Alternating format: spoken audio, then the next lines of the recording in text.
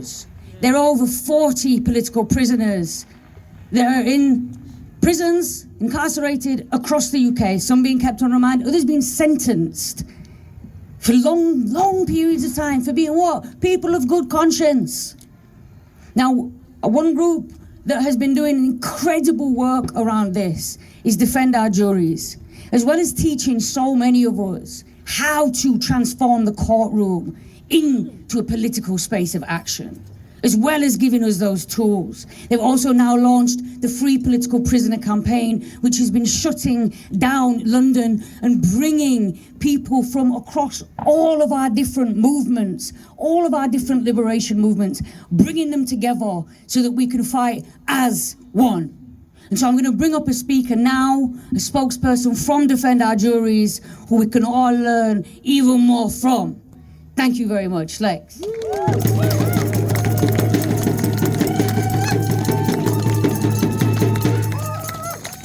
Hello, thank you so much. Thank you everyone for being here. It's amazingly organised even on such a loud night, and I too blame the coppers for that. It's them. So my name's Lex. I'm from the campaign. It's a public movement called Defend Our Juries. And what is really powerful about Defend Our Juries is that it started from one woman's stance against judicial bullying. One woman it took when she saw other people who took direct action being bullied by an absolute monster of a man, Judge Silas Reed. And she just held a simple sign that actually noted the law in this country, which is jury equity. And that is that jurors have the right to acquit based on their conscience.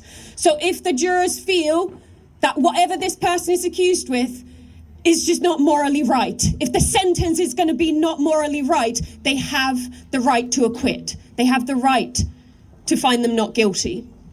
This is meant to be the safeguard against political prisoners. But what are they doing now? They're putting people on remand without trial. So we have people who've not even faced the jury. They have not even had their trial. And those who have the jurors been told about their right to acquit? No. People who've held these signs to inform jurors have been told by judges that they're committing a criminal act. Shame. What this really shows is that our judges, our judiciary, our police, our institutions are afraid of morality coming in touch with our laws. Shame. So juries, which are meant to be the 12 randomly selected individuals, when they are all informed in a safe context about all the context of people's actions, that they have that right to acquit based on their conscience. They have been finding people not guilty. And that is what's right. But what does our government do then? They remove whatever is left. They ban people speaking about conscience. They ban people speaking about morality in court. They've removed defences. People from Palestine Action a few years ago had defences when they went into court. They had what is called belief in consent. What did the government do? They removed it. Now when people go to court for taking direct action, they have no lawful defences. How can that be? But we also know that in history, people who went to prison for homosexuality, did they have a lawful defence? No, they did not. But what do we do now? Do we send someone to prison for being gay? No, now we celebrate it because it is right. It is what's morally right.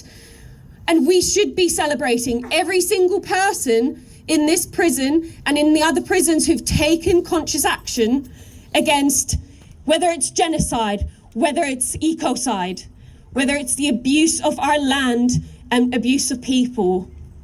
And we know that history will find that what the Filton 10 and the other 35 political prisoners currently in this country behind bars, what they did was morally right.